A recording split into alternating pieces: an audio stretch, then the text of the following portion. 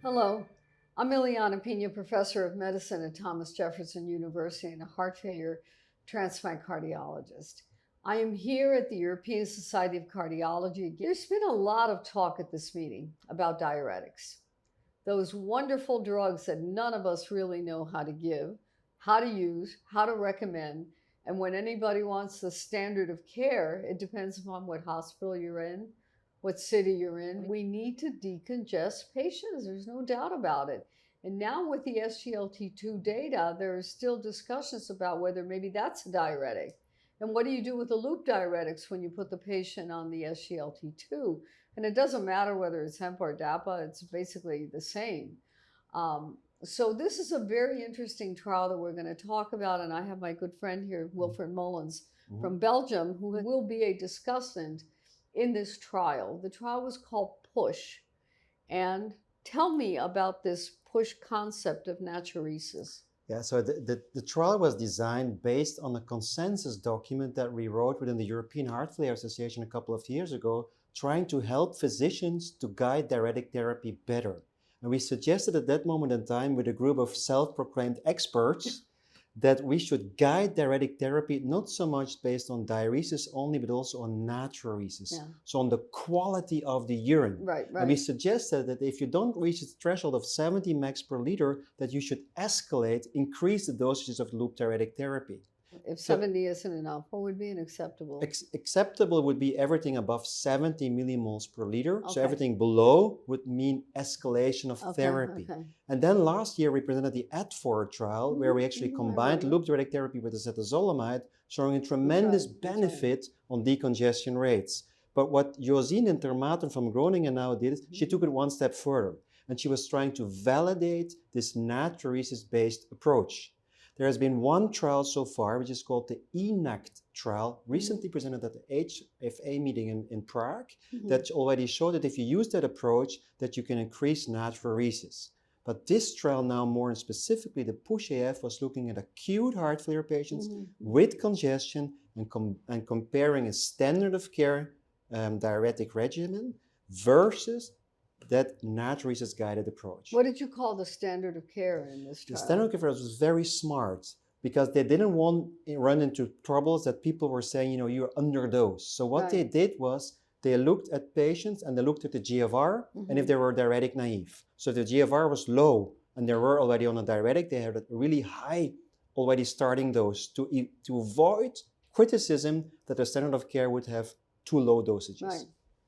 That's very interesting. And then the intervention arm, so they started at the same amount of loop diuretic, but after 2 hours, physicians or the team needed to look at the natriuresis. If they didn't reach the threshold of 70, they had to escalate the dose. So a 2-hour minimum before you do the escalation. Exactly. So it was at 2 hours, at 6 hours, at 12 hours, at 18 hours, and at 24 hours. Now, who picked the actual diuretic? Did the investigator pick whatever was on their formulary? It was protocolized. So it was single center. It was furosemide in both groups. And if they didn't reach the threshold, they had to double the amount of furosemide.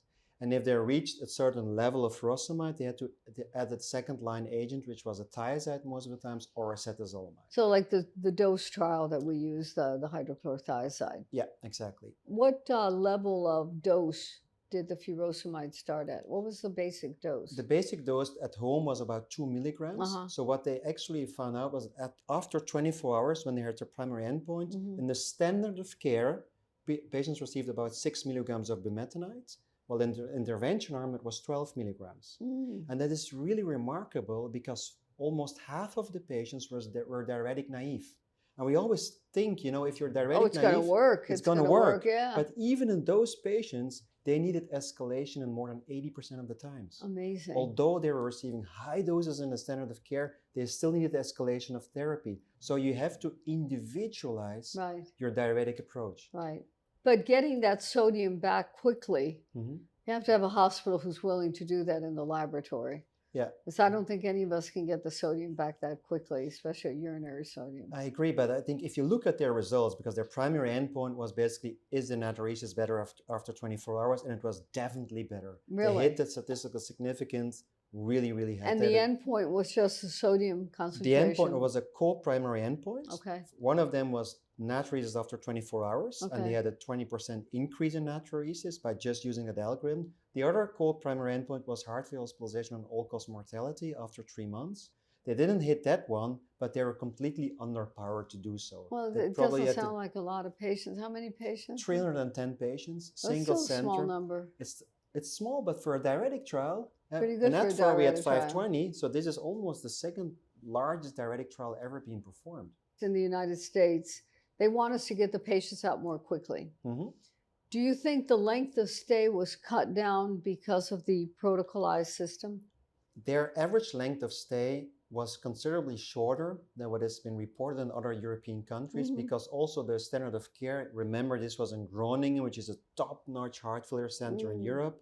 So also the standard of care group after the initial randomization phase received really top care. What we showed, for example, in AD4, by just adding acetazolamide, you could reduce length of stay for at least 1 day. They didn't show that in this trial, but I think we have to take into consideration the limitations at its single center, top volume, high volume center.